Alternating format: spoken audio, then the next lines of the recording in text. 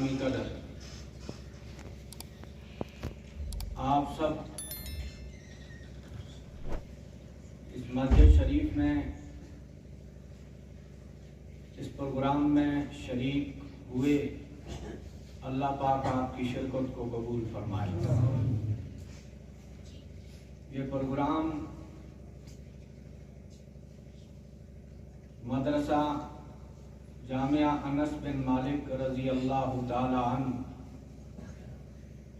انہی کے زیر اہتمام یہ پروگرام منعقد ہوا۔ آپ حضرات نے اس میں شرکت کی۔ یہ غالباً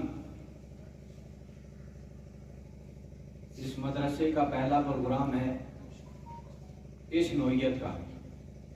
ہو سکتا ہے ان کے انفرادی پروگرام اپنی جگہ ہوئے ہوں گے، لیکن اس طرح مسجد میں یہ پروگرام کا انعقاد کرنا، پھر لوگوں کو دعوت دینا اور آپ حضرات کا یہاں حاضر ہونا،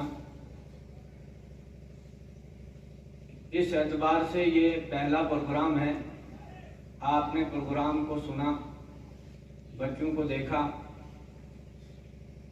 اگر آپ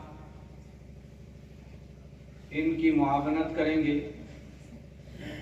اس درخت کی پرورش کریں گے، ایک دن انشاءاللہ آپ کا یہ پورا علاقہ، ہر گھر کے اندر اللہ جل شانہ اپنا کلام داخل کر دیں گے۔ میری اور آپ کی اور پوری امت مسلمہ کی نجات اللہ تعالیٰ نے اسی دین میں رکھی ہے۔ آپ اندازہ لگائیں، یہ اللہ کا کلام ہے۔ ایک دفعہ یہاں پرانگ میں ایک پروگرام تھا، عظمت قرآن، اس میں مجھے بھی مدعو کیا گیا تھا، اور وہاں پر ایک اور عالم دین تھے، مولانا غازی حسین مکی دامت برکاتہ، وہ تشریف فرما تھے اور مجھے دعوت دے دی۔ میں نے مختصر اپنی بات پیش کی تو وہاں پر ایک جملہ میری زبان سے نکل گیا عظمت قرآن پر۔ میں نے ان سے کہا کہ قرآن کی عظمت کو اللہ جل شانہ نے خود قرآن میں بیان کیا ہے، اور پھر قرآن کی عظمت کو حضرت نبی پاک صلی اللہ علیہ وسلم نے آپ نے ارشادات کے ذریعے اس کی عظمت کو بیان کیا۔ اللہ جل شانہ قرآن کریم میں فرماتے لو انزلنا هذا القرآن على جبل لرأيته خاشعا متصدعا من خشية الله وتلك الأمثال نضربها للناس لعلهم يتفكرون۔ اگر میں پہاڑ پر نازل کرتا، پہاڑ پگھل جاتا،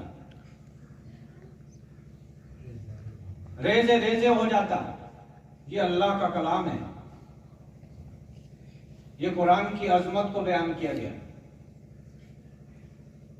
نبی پاک صلی اللہ علیہ وسلم نے فرمایا خیرکم من تعلم القرآن وعلمہ، تم میں سے بہترین انسان وہ ہے جو خود قرآن پڑھتا ہے اور دوسروں کو پڑھاتا ہے، خود بھی سیکھتا ہے، دوسروں کو سکھاتا ہے۔ بہترین انسان۔ یہ کیوں بہترین ہوا؟ کبھی ہم نے اس پر غور نہیں کیا۔ اس مجلس میں میں نے یہ عرض کیا کہ اگر ایک بھی فرمان نبوی قرآن کی عظمت پر موجود نہ ہوتا، قرآن کی کسی آیت میں بھی قرآن کی عظمت کو بیان نہ کیا گیا ہوتا، تو قرآن کی عظمت کے لیے اتنا ہی کافی تھا کہ اللہ کا کلام ہے، اس کی نسبت اللہ کی طرف ہے۔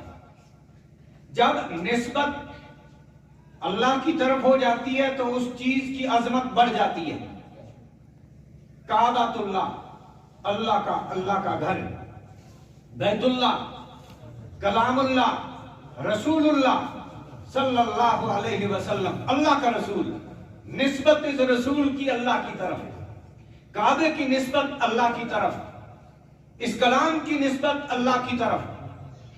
اور اس کو سمجھانے کے لیے علماء کرام نے قرآن کی عظمت کو سمجھانے کے لیے مثالوں سے چیز سمجھائی ہے۔ قرآن کریم میں مثالیں ہیں، حدیث پاک میں مستقل ایک باب ہے مثال الحدیث، اس پر علماء نے مستقل کتابیں بھی لکھی ہیں۔ مثال الحدیث یعنی حدیث میں مثال دے کر مسئلے کو سمجھایا۔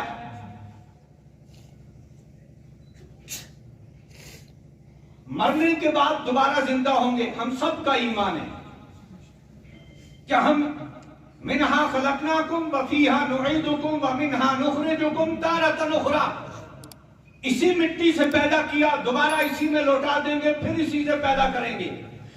انہ ہوا یبدئ ویعید، وہی ذات ہے جس نے تمہیں پہلے وجود بخشا، وہی دوبارہ تمہیں زندہ کرنے پر قادر ہے۔ یہ بات مکے والوں کو سمجھ میں نہیں آتی تھی۔